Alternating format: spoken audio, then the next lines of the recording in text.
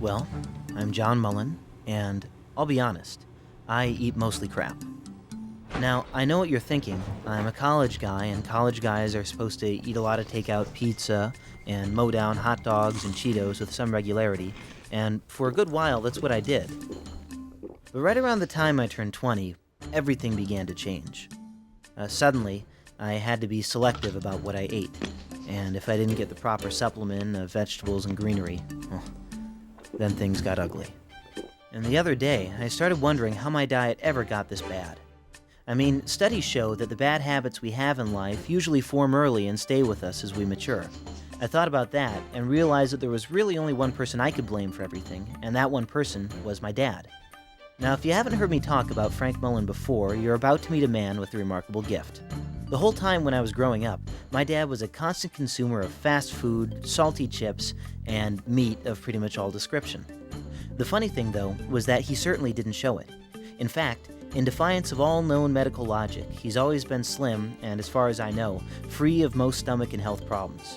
Now, around this time, I was supposed to make a film for a class at school, and I decided to go back to Indiana and spend a few days trying to unlock my father's secrets.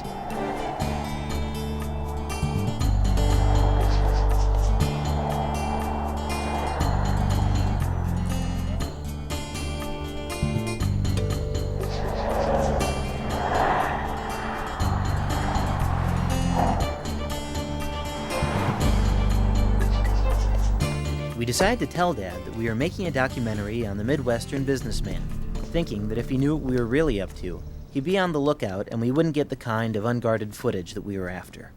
For a while at least, I'm pretty sure he bought it. My friend Carl and I then set up a light bank and some sound equipment in the kitchen, reasoning that he probably spends more time there than in any other part of the house. Once we were up and running, it was a matter of staking him out and then turning on the camera whenever he passed through to feed or get a sports update. Now, Dad didn't seem very hungry initially, and his kitchen activity for the first few days was limited mostly to maintenance-type stuff. You know, nothing too out of the ordinary. On the evening of day 2, however, we hit pay dirt. When we saw Dad start to take jars and bags and stuff out of the fridge, we knew we were in business. Whatever it was he was planning to make, it was going to require a lot of condiments. The electric skillet, a key component of my dad's kitchen artillery for about as long as I can remember. He cooks pretty much everything he eats in there, even though we have a full stovetop, and as far as I know, it's always been functional. He cut the bacon and began to work. Carl and I watched in silent admiration.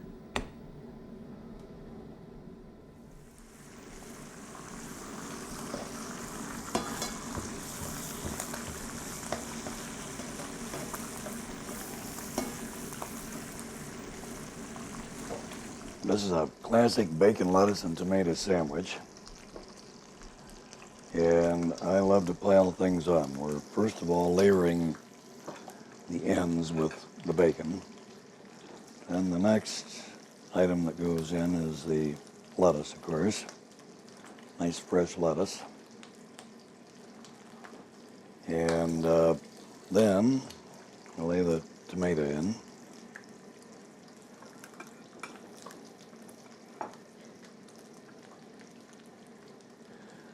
Chopped olives, which I love. Chopped onion is always good. Then sliced pickles. And last but not least, a good slice of cheese. And we've also got some more bacon going for an encore.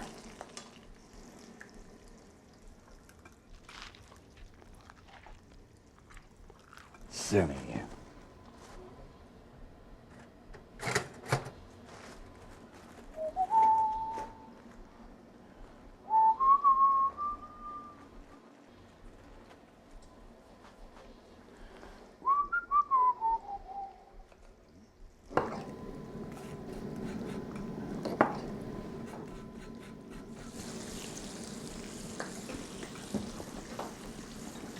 Mayonnaise, bacon, lettuce, tomato.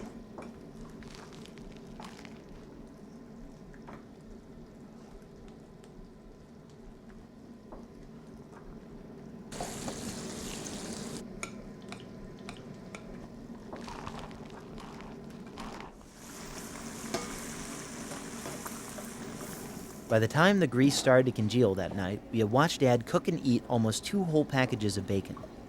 I was pretty happy with what we had gotten, but I also realized that we were going to need a little more than what mere observation could give us. The next day, I started asking our friends and family to give some insight on my dad and offer some overall impressions.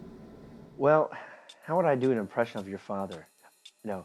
No, your father is, he's a very youthful man. I think he's an inspiration to men of all ages because he's able to combine a very dedicated and hardworking professional life with also, he also has a lot of fun.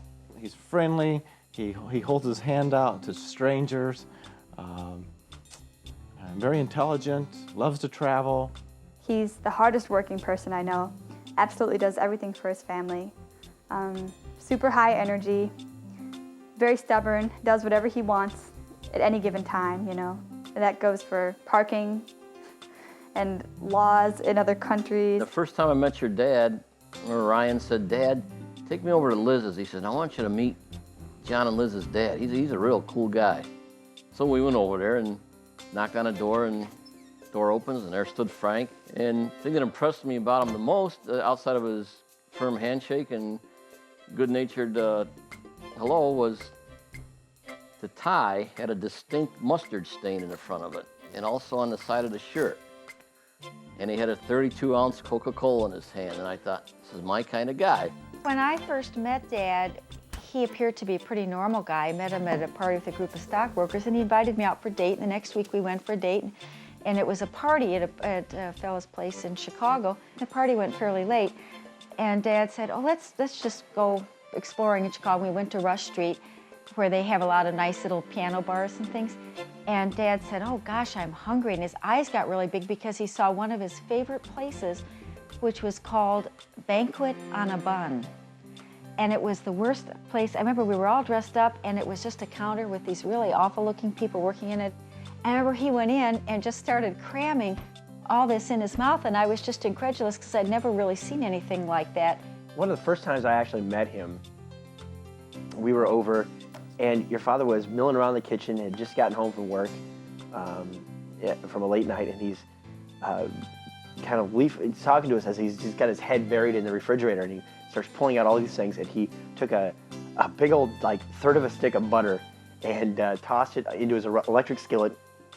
Then he put some Chinese food in there, some old Chinese food like fried rice, and it was like a little shrimp, or at least it was shrimp, or maybe it was like some moldy, I don't know what it was. Then he cut up some Spam and put some onions in there for good measure and started cooking everything. And he had it split down the middle, but then he started mixing everything together. And I commented, I said, "That's a lot of butter." He's like, he mentioned that you have to keep everything moist. You have to keep, because I didn't want anything to dry out when you're cooking it. When Dad goes to the grocery store, he comes back with bags and bags, mainly of junk food. I make runs to the grocery about 3 times a week, I would say. And then a high volume of things, like it might be 6 to 8 loaves of bread. I got 2 packs of Oreos. These are the chocolate Oreos. One will stay here at the house, and the other will go into the office, and I got into it a little bit on the way home. I got some Cracker Jack, and I dipped into that a little bit on the way home, too. In fact, I got an extra one. I don't know that he eats Cheetos so much anymore. I got some Cheetos, which I love, potato chips, and Fritos. He's very much an individual. Now, by day 3, I was starting to get the idea that Dad was getting a little suspicious. We had told him that we were making a movie about his work habits, but so far, not a hell of a lot of what we had shot had anything to do with his job as a stockbroker at A.G. Edwards & Sons. To throw him off, we decided to move the production to his office for the day, and then we actually pretended to be interested in his job in hopes of quelling his suspicions. Well, now I'm going to try to give you a little bit of an insight on what the inner workings of my office, how it works. I sit here, of course. The machine is here. Clyde also has one over there. And this group of papers that you see on the desk here represents a lot of things that I have to do. What's that on the over there that we're looking at? Are you looking at this pepper by any chance? Yeah, yeah. Well, I often eat meals in here, and I need to spice it up a little bit on occasion. Okay, and you got some soy sauce? And I've got some soy sauce. I love Chinese food and egg rolls and things like that, and I'll often put that on that. But I often eat right at my desk here. Okay, all right. What's I see some stuff under your desk there. Could you bring that up for me? The stuff down here? Yeah. Oh, we got some potato chips. And that's about all, I think. You got anything in your drawers, or? No, there's no food in the drawers. Okay. There's some paper towels there. So you keep stuff down there? Oh, yeah. Why is that? Well, I nibble on things during the day. Okay. Yeah. Okay. I just finished out some Cracker Jack this morning, and also some cookies that I had. No fruit or anything like that? Oreos. No fruit today. I've had fruit on occasion. All right. Okay. And I like a little food to keep me going.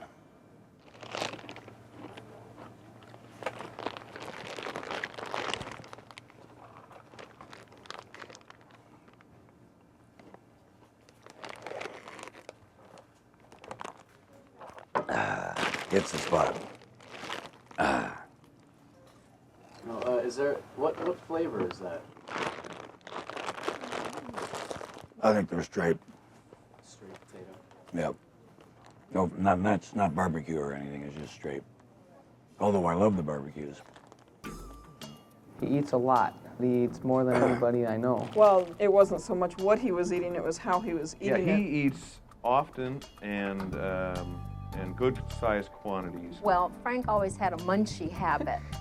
He likes to microwave fish, Vandecamps and stuff like that you buy in the frozen food section. It stinks up half the office. And your dad said, "Here, you want a bite?" You'd open up the file folder and out would come peanut shells. He's into a lot of budget gourmet type meals that he can just nuke and consume. And this time he had just started to eat a banana. I've seen him eat an entire large pizza. I was just mortified. I couldn't believe that he was trying to share this banana with this bank president. And I think the thing is, too, he doesn't sit down for lunch and have 5 pounds of food.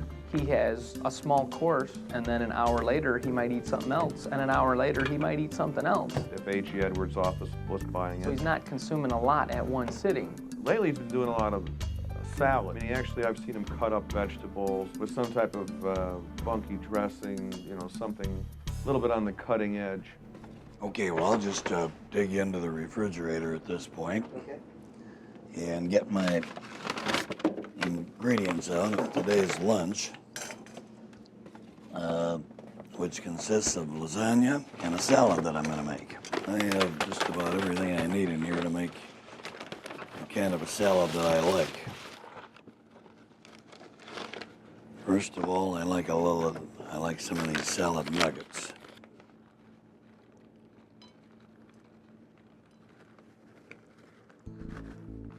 They add flavor to the salad.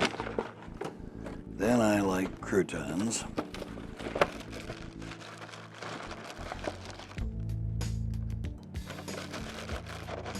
I love bacon bits. They add a nice zesty flavor to it.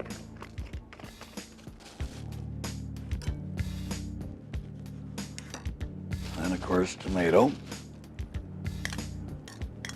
And I like my own salads better than the ones you can buy. Just for some reason, they're what I want, and they taste better. Now, this is Greek feta cheese. Where do you get that from? Grocery. This is good stuff. It's already set for me, so I don't have to slice it. And then these are Greek olives, and I love them. And I usually put about 5 of them on each salad. Then I like to pour a little juice on it as well, a little olive juice. It's a little bit of a flavor. And then I like this brand of dressing. This is Paul Newman's own balsamic vinaigrette. I alternate between various kinds of dressing, but this I think is my favorite. It's a nice spicy taste. And that's pretty much it. The salad's ready to go at this point. What do you think about his metabolism? Well, it's obviously pretty good if he can, clear some. Either that or he doesn't digest anything, and it just passes right through his system. So, honestly, it'd be hard to make a good assessment of his metabolism unless I could see his bowel movements. I think it's all genetics. He's just got an iron gullet.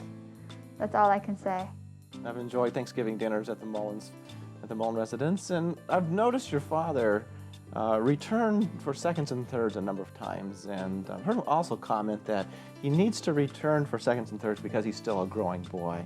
And when he says that, everyone usually chuckles. Since the kids have left the house, and John's the youngest, he's gotten very close to the dog. And he buys packages of hot dogs just for the dog.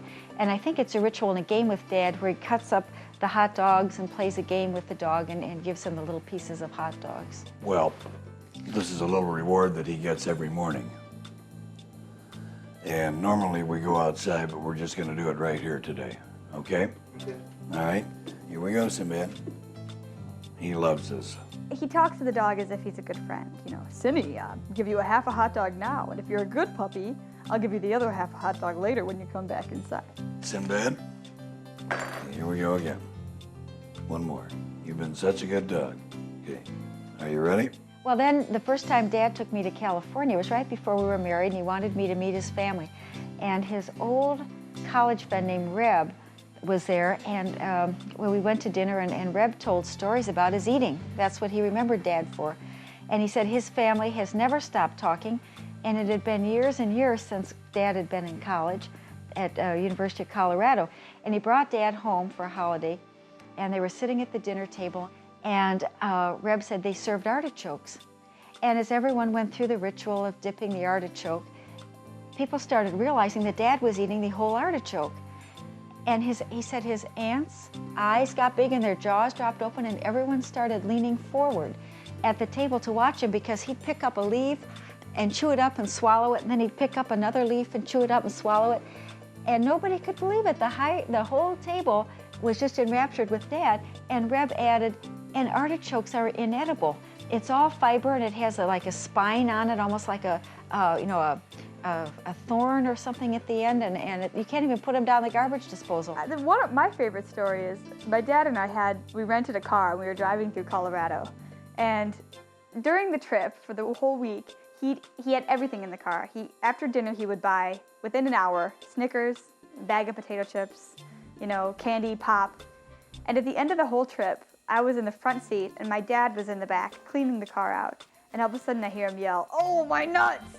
And I'm just like, what? And I turned around, and he'd spilled beer nuts all over the back of the car. If my memory serves me correctly, found him sleeping one night in front of the TV, watching like the stock reports or something exciting like that, and was lying on the couch with his hand spilled over the edge of the couch in a bag of Cheetos, like he had fallen asleep, like kind of mid-grab. I was thinking, that's some dedicated eating there. And before we knew it, it was almost time for us to return the camera and all the sound equipment. I couldn't help but feel overwhelmingly frustrated. We had gotten a lot of good footage of my dad in action, sure, but we weren't any closer to figuring out how he can eat like he does and still maintain a relative weight of 160 pounds. In a last-ditch effort to understand things, we decided to talk to someone who's known him longer than anyone. Well, I have to say that Frank was a very normal child. He weighed 8.5 pounds when he was born, which is a good-sized baby. And as he grew up and we would be asked out for dinner or something, people knew that he would eat well. And they usually just counted, well, we'd better count on one extra person. He loved Prem and Spam and that kind of stuff, and he would fry it in these electric skillets. And so help me, I think he wore out 2 or 3 of those. Frank has an awful lot of energy, and I think he just uses it up completely, his food. He has never had a weight problem, and he has frequent doctor checks, and anything that needs to be corrected, they must take care of, because nobody's ever cut him off. He's a person that is not eager to retire. He loves his children. He's very much interested in what they're going to do. And I really feel he's a very good son. Well, we're going to have one of my patented Spam sandwich dinners, and I love these things. They are absolutely one of my favorites. I just decided that Frank is a man among men. He's a man that takes my heart because I'm a junk food eater, and I'm amazed at how much he can put away and still keep a very athletic, trim physique. I mean, you know, it's just remarkable how he does that. This is what I like. It's wonderful pressed meat, spam. You think people make fun of you, Dad, for eating that stuff? Really, I don't think I don't think he denies himself any sensible pleasure. Now this steams the bread. Rather than toasting it, I prefer to have it steamed. That way it's soft and got a little bit of the flavor in it before you start up. He's a person who loves life. He's highly motivated. He's a person who doesn't slow down until he has a reason to. And now a little bit of onion. I've already put the lettuce on. And I put a little bit of onion on both sides of the section where I'll load in 2 slices of the meat.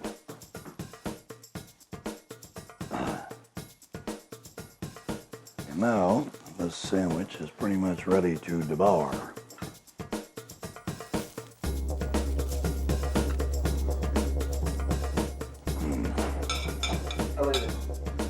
Good. Oh, I can't handle it. I try to eat like he does. He's given me a craving for V8 and Carnation Instant Breakfast and things like that. But whenever I eat a lot of, onions, garlic, I don't handle it as well as Dad does. But you used to be able to. Yeah. What happened to us? Because I can't eat that crap anymore either. I don't know. All of a sudden, I hit around age 18, 19. Doesn't happen anymore.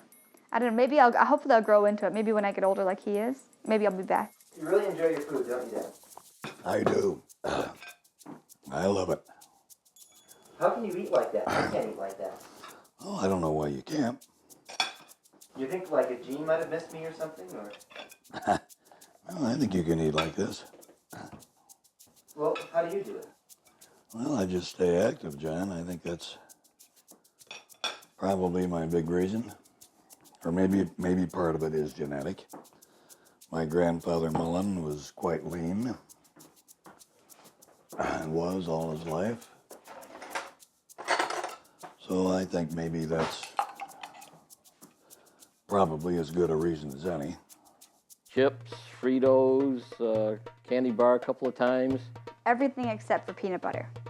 Otherwise, I've seen him eat everything and everything in combination. He'll eat like squid.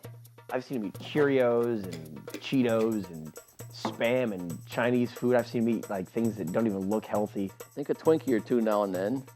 And like I say, whenever I'm at the house, it's always the big gulp Coca-Cola. Ironically, snack foods are probably my favorites. Hot dog, I love hot dogs. Chicago-style hot dogs. I usually eat those once a week.